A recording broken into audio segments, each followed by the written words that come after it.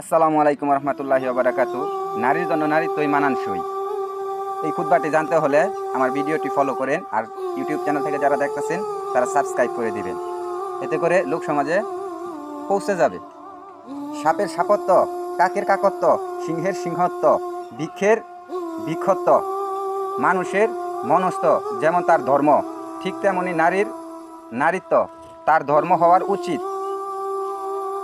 ঠিক তেমনি কি নারীর নারীত্ব হওয়া এবং তার ধর্ম হওয়ার উচিত। নারীত্ব হচ্ছে নারী সুলভ স্বভাব, পুরুষালী স্বভাব নয়। ধরা যাক একটি সাপ, নেই তার সাপত্ব, তাহলে এটা কি ভালো দেখা যাইবে?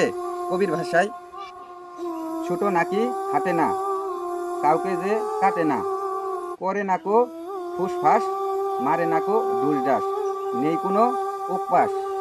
এমন সাপকে কি আমরা সাপ বলবো? হ্যাঁ, সাপ বলবো ঠিকই, তবে কেমন সাপ বলবো? খাঁটি সাপ বলবো কি? একে বলবো সাপত্যবাজিত্ব, কৃত্রিম সাপ।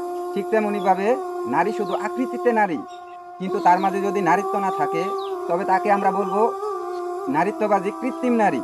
কাজেই বোঝা গেল একজন নারী সত্যিকার নারী তখনই হবে যখন তার মাঝে নারীত্ব অর্থাৎ নারী সুলভ গুণ বা স্বভাব বিদ্যমান থাকবে। মোট কথা, ওই নারী হবেন লজ্জাশীলা, পর্দানশীলা, গুরুমুখ ইত্যাদি। নারীদের স্বভাব ধর্ম এটাই থাকবে। কুরআন সুন্নাহ তাই বলতেছে। প্রখ্যাত ফরাসি চিন্তাবিদ আলেক্সিম কেলেক্তার বইতে লিখেছেন, নারীদের প্রতি কুশের উপর তার নারীত্ব চিহ্ন অঙ্কিত রয়েছে। পুরুষের অনুকরণ করা তাদের উচিত নয়। তাই তো আজ থেকে ১৫০০ বছর আগে রাসূলুল্লাহ সাল্লাল্লাহু আলাইহি ওয়াসাল্লাম বলে গেছেন, পুরুষের রূপ লালনকারীদের উপর আল্লাহর লানত, পুরুষ রূপ ধারণকারীদের উপর আল্লাহর লানত।